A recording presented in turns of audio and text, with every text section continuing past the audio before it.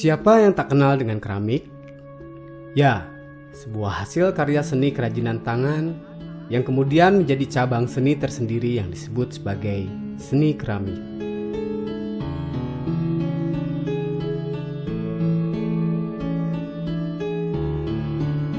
Berbicara mengenai keramik di Kabupaten Purwakarta, keramik tidak bisa dipisahkan dari sebuah daerah yang bernama Pleret.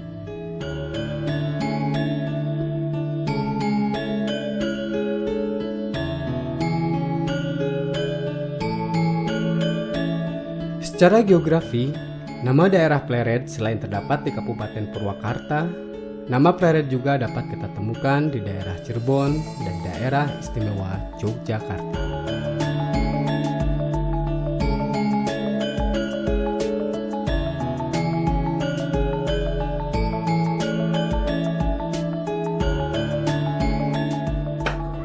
Baik, Sampurasun.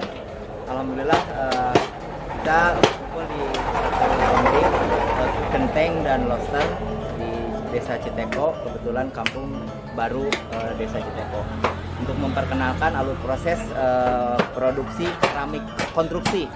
Karena di Pleret ini selain daripada keramik hias, ada keramik konstruksi atau bangunan. Salah satunya adalah nok atau wubung dan genteng. Itu potensi budaya tradisi leluhur kita itu, rumah itu pasti menggunakan genteng. Dan kebetulan yang bertahan salah satu pengrajin Bapak Haji Dian ini dengan saudara 5 masih berkaitan dengan profesi ini. Yang ngait ada lobsternya, ada ubinnya, ada wubungnya, ada gentengnya. Nah, untuk harapan ke depan mudah-mudahan dengan adanya potensi ini untuk penyerapan tenaga kerja pun satu home kita rata-rata ini lebih dari 60 orang satu home. Nah, dengan alhamdulillah walaupun tanpa menggunakan latar belakang itu pendidikan formal, yang penting dia punya kemauan di atas usia 60 sampai 50 tahun. Yang penting dia mampu bisa bertahan walaupun waktunya tidak tertentu. Mungkin gambaran sepintas untuk pengrajin yang ada di Purwakarta, khususnya di Pleret, yang perlu dipikiran oleh kita bersama-sama, yaitu nasib-nasib beliau, mereka-mereka yang berprofesi di hari-hari di Bata Genteng ini. Mungkin itu aja informasi dari kami. Terima kasih. Sampurasun.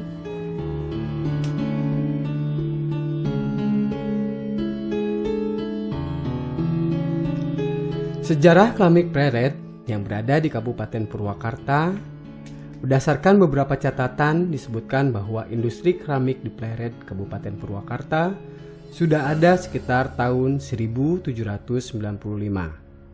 Lebih tepatnya 4 tahun sebelum VOC atau Belanda dibubarkan pada tanggal 31 Desember 1799.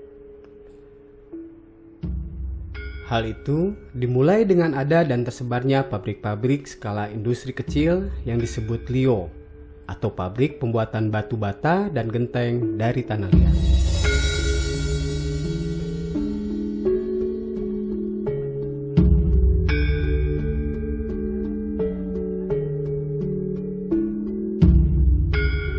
Pada tahun 1904, menurut informasi Dharma Kapal, selain pembuatan batu bata dan genteng dari tanah liat, pada masa tersebut sudah dibuat gerabah kasar untuk kebutuhan alat rumah tangga, seperti tempayan, periuk, paso, dan lain sebagainya. Tokoh-tokoh pengrajin yang dikenal pada masa tersebut bernama Ki Dasjan, Pasarkun, Abah Asli, Kang Entas, dan Ki Waraya.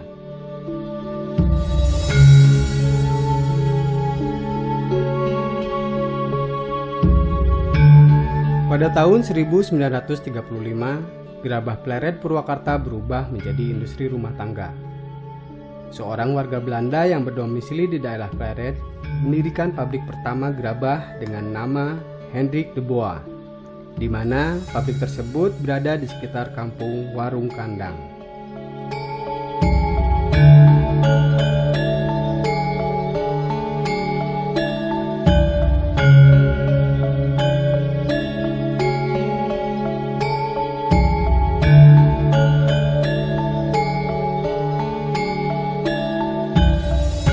Pada masa 1942 sampai dengan 1945, kerajinan keramik Pleret mengalami sedikit banyak gangguan berupa kemunduran dan pengurangan produksi keramik.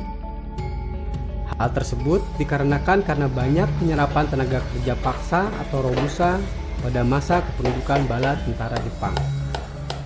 Hal tersebut mengakibatkan keberadaan pabrik Hendrik de Boa mengalami gulung tikar.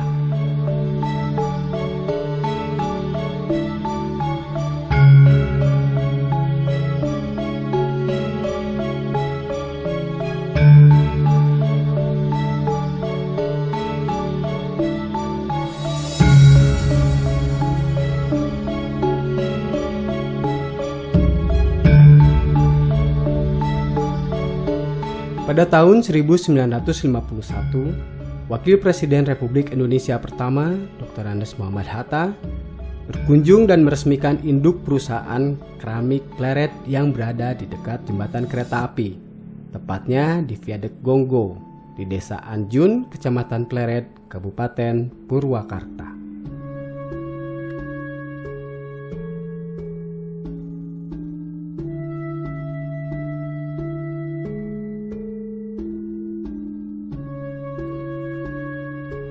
Pada masa 2002, setelah lahirnya Undang-Undang Republik Indonesia Nomor 25 Tahun 1999 tentang Otonomi Daerah, maka pemerintah daerah Kabupaten Purwakarta membentuk sebuah lembaga pemerintah bernama Unit Pelaksana Teknis Daerah atau UPTD Penelitian dan Pengembangan Keramik Pleret Kabupaten Purwakarta.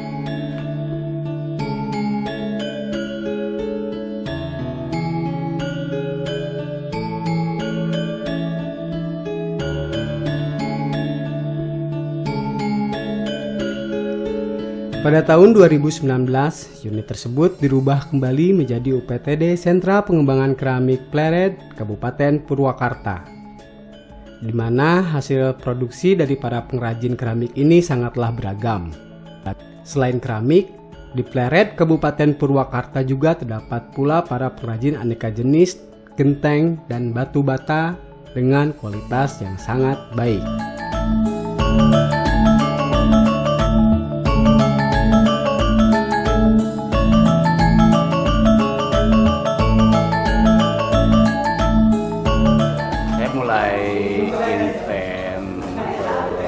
Produksi itu ke pasaran Korea dari mulai tahun 13 sampai tahun 18. Untuk pasar sendiri sebetulnya sangat terbuka luas, sampai istilahnya saya diminta 500 kontainer per tahun sampai kayak apa, artinya nggak mampu, cuma cukup setahun tuh paling 20 sampai 24 kontainer.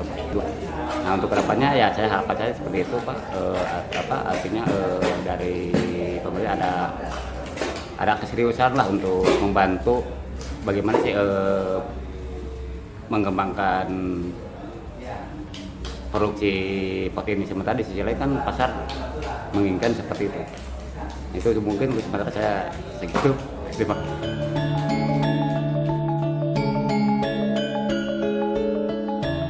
Inilah sejarah singkat sekaligus alasan dasar kenapa produk kerajinan tanah liat Pleret dan Citeko banyak diminati oleh para wisatawan, baik wisatawan domestik ataupun wisatawan mancanegara yang berkunjung ke tempat ini. Selain menjadi budaya leluhur yang masih dikembangkan secara turun-menurun, produk di tempat ini menjanjikan dengan kualitas yang sangat baik.